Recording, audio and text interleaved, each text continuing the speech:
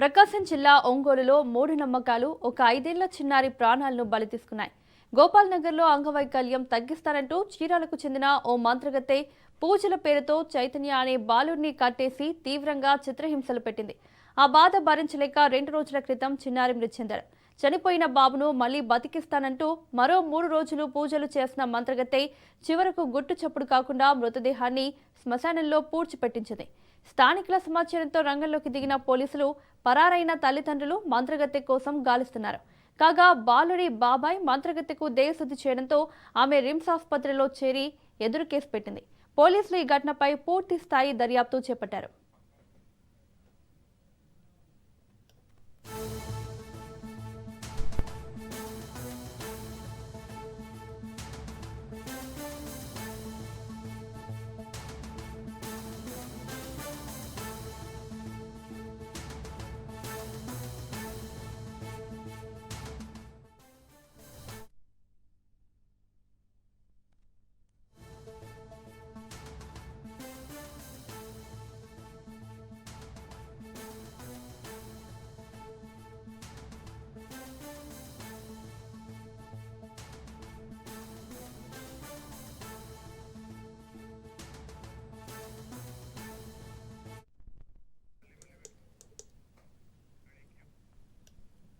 ప్రకాశం జిల్లా ఒంగోలులో మూఢనమ్మకాలు ఒక 5 ఏళ్ల చిన్నారి ప్రాణాలను బలి తీసుకున్నాయి.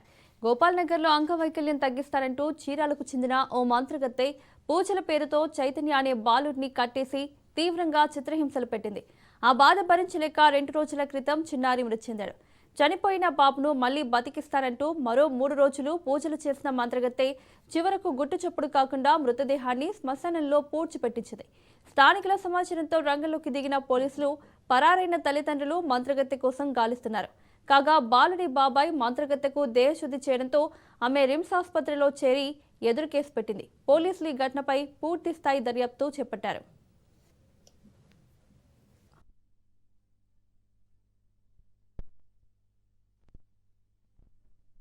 ఒక పసిబిడ్డ ప్రాణం నిలువును తీసేశారు. అది ఎలా జరిగింది ఏంటంటే దానికి కారణం అయితే మాత్రం తండ్రి మొదలు. ఆ తండ్రి అనే వాడు ఇక్కడ ఎక్కడి నుంచో ఒక లేడీని 2 పిల్లల్ని తీసుకొచ్చి ఇక్కడ ఇల్లు కావాలి ఇల్లు అని చెప్పేసి మక్కాయి పిల్లలు మక్కాయి వస్తున్నారు, ఒక 2 నెలలు ఉంటారని చెప్పేసి ఇల్లు తీసుకోవడం జరిగింది. ఒక నెలన్నర అయింది వాళ్ళు వచ్చి ఇక్కడికి. నెలన్నర అయితే లోపల ఏం జరుగుతుందో మాకు ఇంత మటుకు తెలియదు. ఇంతింత కుంకాలు ఇంతింత పసుపులు ఇవన్నీ చేస్తే మాత్రం మేము ఖాళీ చేపిస్తామని చెప్పడం జరిగింది. బాబు చనిపోయి ఎగ్జాక్ట్గా మాకు ఏడుపు వినపడపోవడం 3 రోజుల నుంచి ఏడుపు వినపడట్లా. అంటే అబ్బాయికి మాటలు కూడా రాలేదు. 5 years బాబే అబ్బాయి. కాకపోతే అబ్బాయికి కొంచెం నర్వస్ సిస్టమ్ ఉంది, ప్రాబ్లం ఉంది. అతను ఏంటంటే కొంచెం హ్యాండీక్యాప్డ్ లాగా కొంచెం ఏంటంటే ఇంకా మాటలు రాలేదు, ఇంకా ఏం తెలియలేదు అబ్బాయికి. అలాంటి బాబుని హింసించి చిత్రవద చేసి చంపేశారు. మార్నింగ్ 4:30 నుంచి స్టార్ట్ అవుతుంది అన్న సాంగ్స్. అంటే పిల్లోడిని అక్కడ వాళ్ళు చేసే వైద్యం బయటికి వినపడకూడదు అని చెప్పేసి మార్నింగ్ 5:30 నుంచి స్టార్ట్ అయితే నైట్ 10:30, 11 దాకా ఆ సాంగ్స్ మోగుతూనే ఉంటాయి. మళ్ళీ ఈవినింగ్ కూడా అలాగే చేస్తూ ఉన్నాడు. ఆ ఇంటి వెనకాలంతా చెత్త వేస్తూ ఉంటారన్న. మేము అన్నం కవర్ చెత్త పడేయడానికి వెళ్ళినప్పుడైతే ఆ కిటికీ దగ్గర బ్యాక్ సైడ్ కిటికీ ఉంది కదా, అక్కడ కిటికీ దగ్గర అయితే మాత్రం చూడడం జరిగింది. ఆ పిల్లోడిని అక్కడ కిటికీ దగ్గర 2 స్తంభాల్లాగా ఉన్నాయి, అటువైపు కుర్చీలో పెట్టి కట్టేస్తూ ఆ పిల్లోడిని కొడుతూ ఇట్లా ఇంత కుంకుమ తీసి ఆ పిల్లోడి మొహాన్ని వేస్తూ చాలా హింస పెట్టింది. పాప మా పిల్లోడిని ఎంత కష్టపడ్డాడో తెలియదు ఆ నరకం అయితే. కట్టేసి నానా చిత్ర హింసలు పెట్టుందాం. అయితే ఏంది ఎట్టా పెట్టుందో మనకైతే తెలీదు. ఆ పిల్లలు అరుపులు కూడా రాకుండా పాటలు పెట్టేసి ఉంటున్నారు. ఉదయం లేచిన కాడి నుంచి పాటలే, రాత్రి లేచిన కాడి నుంచి పాటలే. ఇంకా సౌండ్లో మనకేమి వినబడుతుంది. ఆ అబ్బాయిని అయితే చాలా చిత్ర విసలు చేసి చంపేశారు. అబ్బాయి ఒంటి నిండా మాత్రం పసుపు కుంకుమ కళ్ళల్లో కూడా వేసింది. అది ఆ అబ్బాయి ఎట్ట చింతహింసలు పడ్డారో మాకు తెలియదు. తండ్రి అనేవాడు బయటే కూర్చొని ఉంటాడు కాపలా. అబ్బాయి ఏడుస్తున్నాడా ఏడవట్లేదా, లోపలికి వెళ్ళి వస్తానే ఉంటారు. నువ్వు 3 లక్షలు ఇచ్చాడంట నువ్వు బాగు చేయమని చెప్పి. ఇప్పుడు ఇక్కడికి వచ్చింది కదా బాగు చేపిస్తానని ఆమె ఒంట్లోకి అమ్మవారు వస్తుంది అని. ఆమెనైతే మేము ఇప్పుడు దాకా అసలు బయట కూడా చూడలేదు.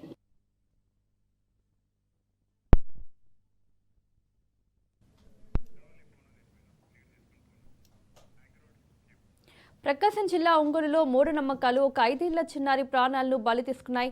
గోపాల్ నగర్లో అంగవైకల్యం తగ్గిస్తానంటూ చీరాలకు చెందిన ఓ మంత్రగత్తె పూజల పేరుతో చైతన్య అనే బాలుడిని కట్టేసి తీవ్రంగా చిత్రహింసలు పెట్టింది.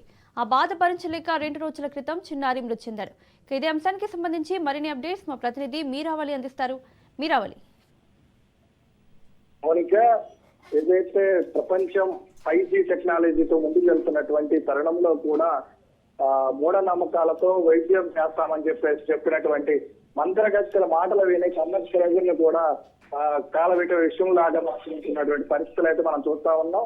అందులో ప్రధానంగా ఈ రోజు జరిగినటువంటి సంఘటన ఏదైతే ప్రకాశం జిల్లా ఒంగోలు నడిబొడ్డున ఉన్నటువంటి గోపాల్ నగర్ లో ఏదైతే చీరాలకు చెందినటువంటి ఒక మంత్రగత్తె నీ పిల్లవాడిని ఏదైతే ఉన్నటువంటి పరిస్థితుల్లో వికలాంగుడిగా ఉన్నటువంటి వాడిని ఖచ్చితంగా నేను బాగుపరుస్తానని చెప్పి మూఢనమ్మకాలతో వాళ్ళని బలి పొందినటువంటి పరిస్థితి అయితే నెలకొందని చెప్పుకోవచ్చు. ఇది గతం ఏదైతే ఆదివారం రోజు జరిగినటువంటి సంఘటన చూసినట్లయితే ఆ ప్రాంతం మొత్తం కూడా ఒక్కసారిగా వెలికిపడిందని చెప్పుకోవచ్చు మౌనిక.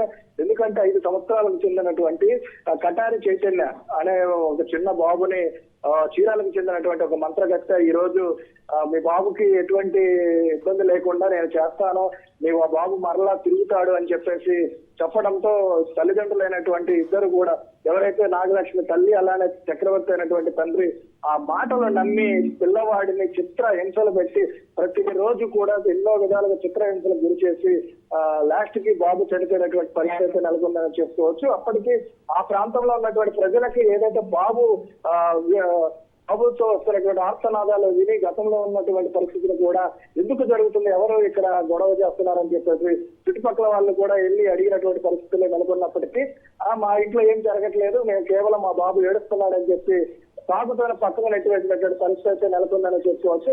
అయితే మొత్తం మీద ఈ రోజు మంత్రగత్తె శాపమో లేకపోతే జరిగినటువంటి విఘాతం వల్ల బాబు మృతి చెందడంతో పాటు ఆ చుట్టుపక్కల ప్రజలందరినీ కూడా ఒక్కసారిగా కలిసి వచ్చిందని చెప్పుకోవచ్చు.